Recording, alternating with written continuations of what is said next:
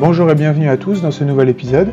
Aujourd'hui, on va continuer l'étude de l'Ancien Testament. On a vu dans l'épisode précédent le Pentateuque, la Torah. Le reste de l'Ancien Testament est constitué dans 3 autres parties, les livres historiques, les livres poétiques et les prophètes. Je vais m'attacher particulièrement aux livres historiques, puisque comme leur nom l'indique, ils nous donnent une bonne compréhension de l'histoire d'Israël, mais aussi de l'histoire du monde, puisque l'histoire du monde est très largement liée au monde judéo-chrétien.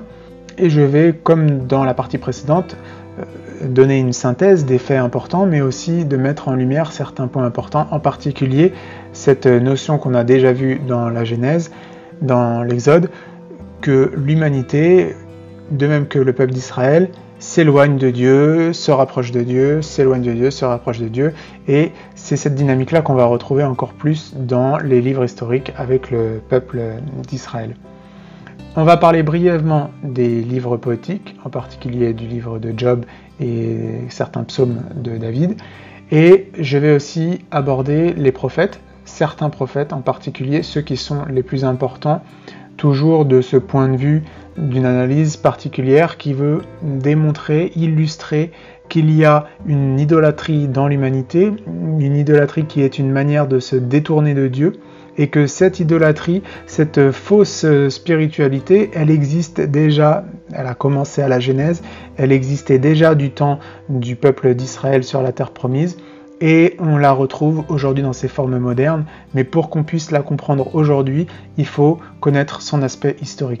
C'est en tout cas l'objectif de cette série, l'objectif de ces 3 épisodes qui sont consacrés à la Bible. Et donc forcément, je laisse des choses de côté, qui sont aussi des choses importantes, mais pour que ce soit synthétique, il y a une certaine sélection. Et dans cette sélection, dans ces prophètes en particulier, il y a quelque chose de très important, ce sont les prophéties. Il y en a beaucoup dans l'Ancien Testament. Je vais illustrer les plus importantes, et la plus importante en particulier, celle de Daniel, qui annonce l'arrivée de Jésus à l'année près. Donc pour ceux qui auraient encore des doutes, ce livre-là est très important. Donc le premier livre historique, c'est le livre de Josué. Dans le livre de Josué, on nous explique la conquête d'Israël qui démarre avec Josué, qui a repris le commandement après Moïse. Donc Israël envoie des espions pour explorer le terrain, puis ensuite il traverse le Jourdain, et il y a une histoire intéressante avec la ville de Jéricho qui est prise avec une stratégie particulière qui est de tourner autour de la ville avec des trompettes, de sorte que les murs se sont écroulés. Ensuite, il y a la conquête des villes du nord, des villes du sud, et puis petit à petit, à force de différentes batailles, ils acquièrent de plus en plus de terrain et les terres sont divisées entre les différentes tribus. Des villes sont attribuées à la tribu des Lévites, puisque les Lévites sont une tribu à part, qui est la tribu d'où viennent les grands sacrificateurs, les prêtres, et donc pour cela, il n'y a pas un terrain qui a été établi, mais différentes villes. Et puis, à la fin de ce livre, Josué, qui a passé une vie de conquête, passe en revue l'histoire d'Israël et rappelle au peuple qu'il faut choisir qui ils devront servir, Dieu ou les faux dieux. Et on termine sur la mort de Josué.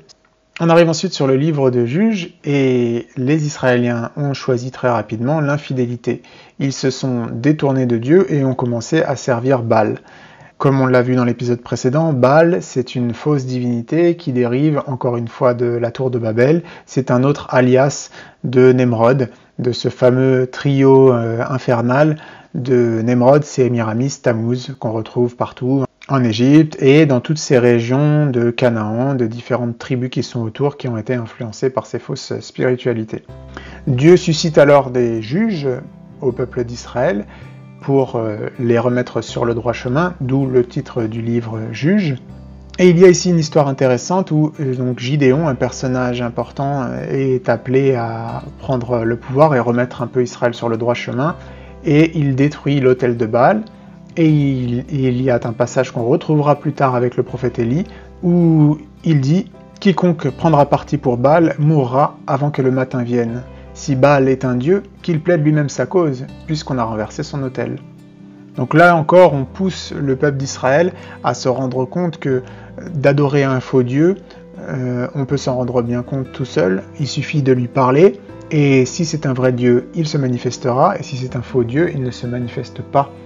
Et déjà du temps de Gidéon, du temps des juges, on est pratiquement au XIe siècle avant Jésus-Christ, il y a déjà cette information qui est donnée aux gens. On le retrouvera cette information-là aussi avec le prophète Élie, et on peut le retrouver dans les témoignages modernes de gens qui cherchent à connaître Dieu.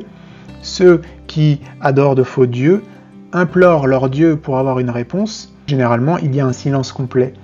Mais lorsque quelqu'un cherche du fond de son cœur, qui se manifeste, c'est toujours Jésus. Donc là, on a déjà un petit indice. Ensuite, il y a différentes batailles, donc Gidéon bat Madian, qui était l'opposé à Israël, et ici, je note un petit point important, on a l'histoire de la conspiration d'Abimélec. Donc la première conspiration, celle-ci n'est pas exceptionnelle en soi, mais je le précise ici parce que vous allez voir qu'il y a très régulièrement des conspirations. Et c'est important de prendre conscience du fait que, non seulement dans l'Ancien Testament, dans la Bible, ça regorge de conspirations, mais quiconque étudie l'histoire de n'importe quel pays, à partir du moment où il étudie le pouvoir, les hommes qui sont au pouvoir dans n'importe quelle histoire de n'importe quel pays, vous ne verrez qu'une seule chose, ce sont des conspirations. Et c'est assez formidable qu'aujourd'hui, dans l'époque dans laquelle nous nous retrouvons, la conspiration n'existe plus. Les gens qui parlent de conspiration sont des fous, puisque les conspirations n'existent pas. Alors, voilà pourquoi je le précise ici. Puis le livre de Juges se termine par la naissance de Samson, qui est un homme très particulier, qui avait une force incroyable, et Delilah l'a trahi, lui coupe les cheveux, c'est dans ses cheveux que se trouvait la force. Une histoire intéressante à lire aussi. Ce qui nous amène au livre suivant, qui est le livre de Ruth, livre très court, qui parle donc de cette personne, qui était en fait la grand-mère de David, du roi David, dont proviendra Jésus plus tard. Donc Jésus vient de la lignée de David. Donc il y a un aspect important ici, puisque finalement, Ruth, c'est la grand-mère de David, et elle provient des Moabites. Donc ce n'était pas une Israélienne pur sang. Et pourtant, mais elle a été rachetée par sa vertu, par sa droiture. On arrive ensuite sur le livre de Samuel, qui était un grand prophète et un juge, le dernier juge en fait, puisque dans ce livre démarre la royauté du peuple d'Israël. Dans cette période-là, les ennemis d'Israël s'appelaient les Philistins. Ils sont régulièrement en guerre avec le peuple d'Israël et ils capturent l'arche, donc l'arche de l'Alliance, dans laquelle la présence de Dieu se manifestait.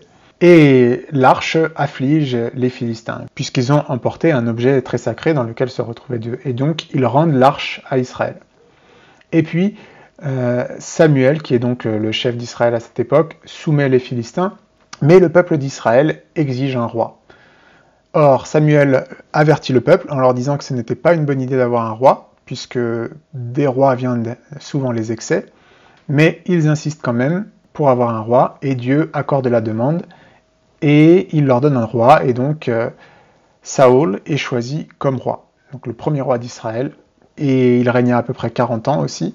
Ce premier roi fit de nombreuses batailles avec les différents ennemis d'Israël, donc les Ammonites notamment. Il fait la guerre avec les Philistins, mais Saül n'était pas vraiment un homme droit aux yeux de Dieu. Il commit de nombreuses fautes, de nombreuses désobéissances à la loi de Dieu, et c'est pour cette raison que Samuel, donc le grand prophète et juge, oint David. Donc oindre, c'est le fait de verser une huile sacrée sur la personne qui prendra le commandement du peuple d'Israël. Donc on retrouve souvent cette notion-là dans l'Ancien Testament. Donc Samuel oint David. Et à ce moment-là, il y a une bataille entre les Philistins et le peuple d'Israël, et il y a parmi les Philistins un guerrier d'une stature immense qui s'appelle Goliath, et il met au défi n'importe quel Israélien de venir combattre. Et c'est David, qui était un jeune berger, qui était habile à la fronde, qui relève le défi, et par sa fronde, balance une pierre sur le front de Goliath, le tue, et permet de donner la victoire à Israël. Ensuite, David devient de plus en plus populaire, ce qui énerve Saül, qui tente de le tuer. David s'enfuit alors vers une région plus éloignée, et Saül le poursuit. David a deux opportunités de tuer Saül. Il y a un moment donné où David est caché dans une grotte avec ses camarades, Saül s'approche, Et David avait l'opportunité de le tuer, mais il ne l'a pas fait. Et 2 fois, il lui laisse la vie sauve. Donc David démontre déjà dans cette histoire-là son caractère, sa justesse vis-à-vis de Dieu, ce qui lui reviendra, puisque plus tard, donc dans la deuxième partie du livre Samuel, David est oint roi de Juda. Il y a une période de guerre entre les supporters de David et les supporters de Saül, et c'est finalement David qui l'emporte et qui est oint roi d'Israël, non plus seulement sur la tribu de Juda, mais sur toutes les 12 tribus unies. Donc en 1010 avant Jésus-Christ, David devient le roi d'Israël et il règne pendant 40 ans. Il conquiert Jérusalem, il fait de nombreuses conquêtes, il fortifie le royaume, Dieu renouvelle son alliance dans David et lui promet une royauté éternelle à travers sa famille. David commet aussi quelques fautes, il a aussi quelques défauts. Il, à un moment donné, voit une femme qui lui plaît, mais qui était mariée, fait en sorte que son mari meure pour qu'il puisse la récupérer, ce qui n'est pas très catholique, dirions-nous aujourd'hui. Et à l'époque, on dirait que ce n'est pas très hébraïque, je ne sais pas comment on dirait, mais en tout cas, il se repent d'avoir commis ce mauvais acte et il est pardonné. Et il y a un passage intéressant où David pleure sur le mont des Oliviers, le fameux mont sur lequel Jésus priait avant de se rendre à Jérusalem pour le calvaire qui l'attendait. Il y a ensuite un passage intéressant où, pour ses péchés, une proposition est faite à David par le prophète Gad qui lui demande « Est-ce que tu veux endurer 3 ans de famine sur ton pays, 3 mois de fuite à la poursuite de tes ennemis, ou 3 jours de peste sur le pays ?» Donc il a le choix en fait de la punition pour ses divers péchés. Il choisira finalement la peste. Et on a un exemple du fonctionnement de la justice divine avec un ange qui étend sa main sur le peuple et la misère et la calamité se répand. Le livre suivant est le livre des rois, où cette fois-ci c'est le royaume de Salomon. Donc Salomon était le fils de David. Lorsque David vieillit, il donne son trône à son fils, donc Salomon est oint, et il lui donne des instructions. Salomon est jeune lorsqu'il prend le pouvoir, et il prie Dieu, et à un moment donné, Dieu lui demande « Qu'est-ce que tu veux ?» Et Salomon lui demande la sagesse pour pouvoir régner avec justesse. Et Dieu lui accorde la sagesse, mais comme il n'a pas demandé pour lui des richesses ou des honneurs, Dieu lui accorde non seulement la sagesse, mais aussi la richesse et les honneurs. Et il y a une histoire intéressante qui illustre la sagesse de Salomon, où à un moment donné, alors qu'il est sur le trône, 2 prostituées viennent le voir en disant chacune que c'est à elle l'enfant. Et Salomon, pour trancher, dit « Eh bien, c'est très simple, coupons ce bébé en 2 et chacun prendra une moitié. » Une femme s'écrie « Ah non, surtout pas, laissez-le vivre, qu'elle le prenne, ce qui m'importe c'est qu'il vive. » Et l'autre dit « Bah ok, ça me paraît juste. » Et du coup, Salomon comprend très bien que c'était la mère de l'enfant qui était prêt à abandonner son enfant du moment qu'il vive. Donc il illustre dans cette histoire sa sagesse, et la sagesse légendaire de Salomon vient de cette période, de cette histoire, et de ce que Dieu lui a accordé, la sagesse. David, le père de Salomon, avait comme projet du temps de son règne de construire un temple à Dieu, à l'image du tabernacle en tente qu'on a vu dans l'épisode précédent, mais étant complètement occupé par la guerre avec les différentes tribus autour, il n'a pas eu l'occasion de le faire. C'est Salomon qui prend le projet et qui décide de construire le temple.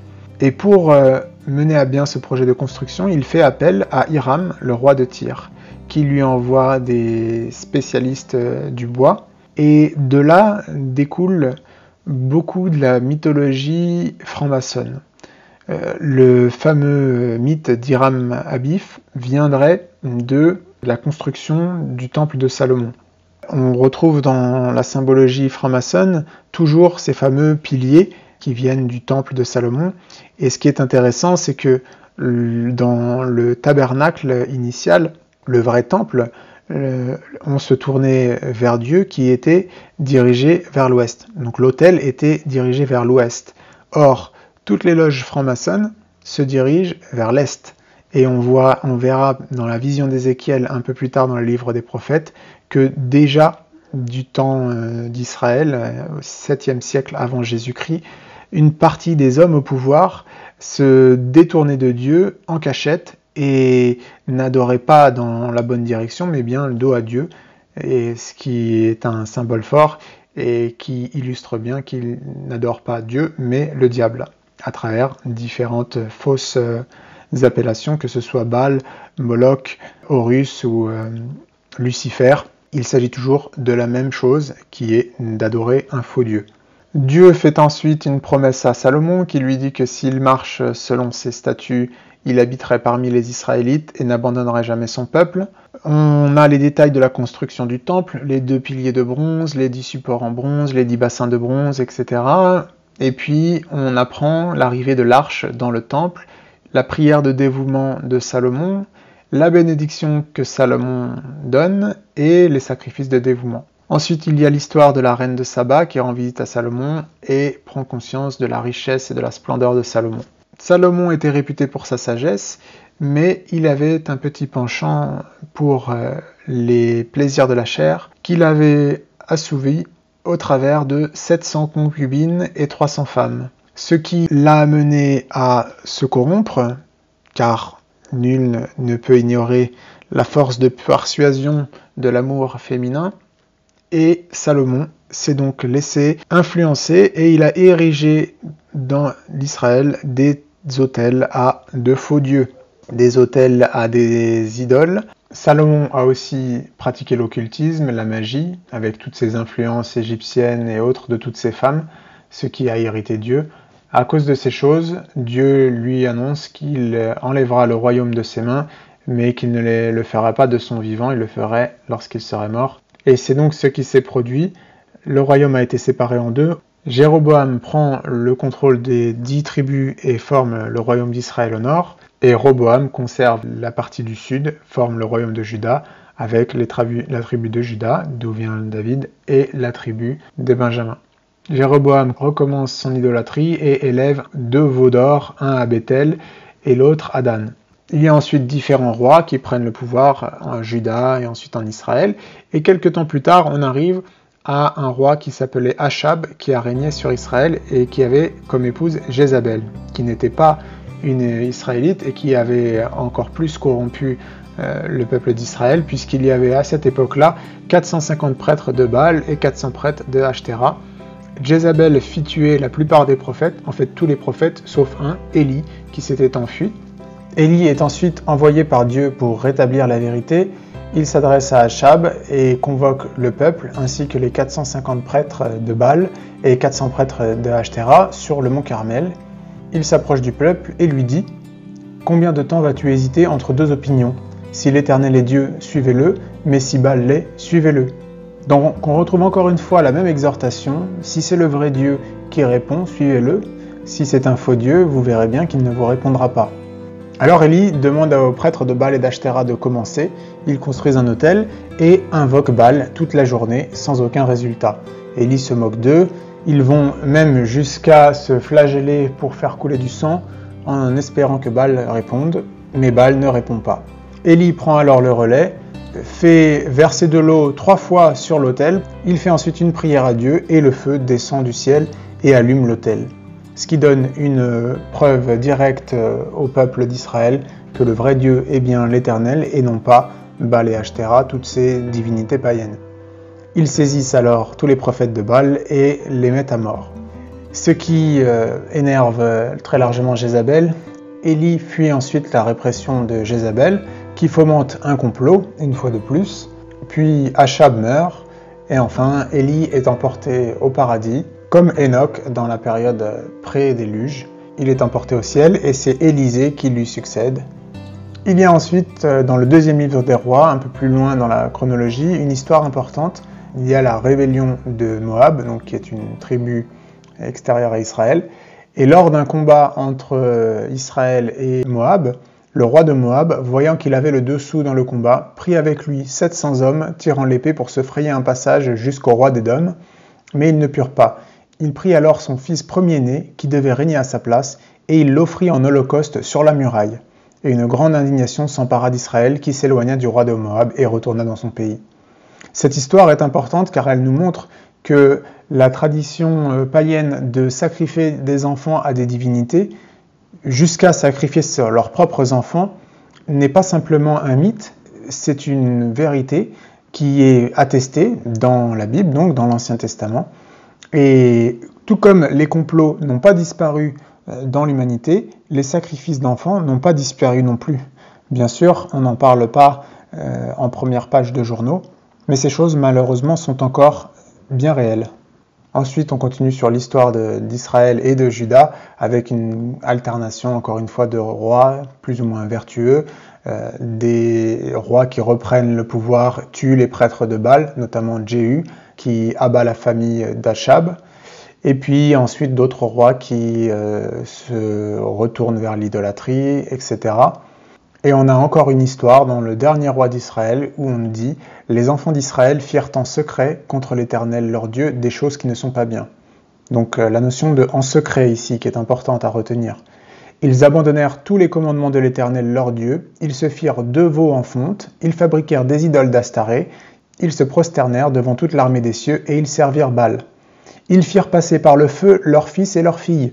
Ils se livrèrent à la divination et aux enchantements, et ils se vendirent pour faire ce qui est mal aux yeux de l'Éternel, afin de l'hériter. Aussi, l'Éternel s'est-il fortement hérité contre Israël, et les a-t-il éloignés de sa face. Il n'est resté que la seule tribu de Juda. Donc là, on retrouve encore une fois cette notion de sacrifice des enfants, pas simplement chez les païens, au sein même du peuple d'Israël. Et à cause de tous ces péchés, le royaume d'Israël est envahi par l'Assyrie, et le peuple est dispersé, et le royaume d'Israël est complètement détruit. Il ne reste plus que le royaume de Juda, qui lui aussi est attaqué par différents empires, notamment Sennachérib qui envahit Juda et menace Jérusalem.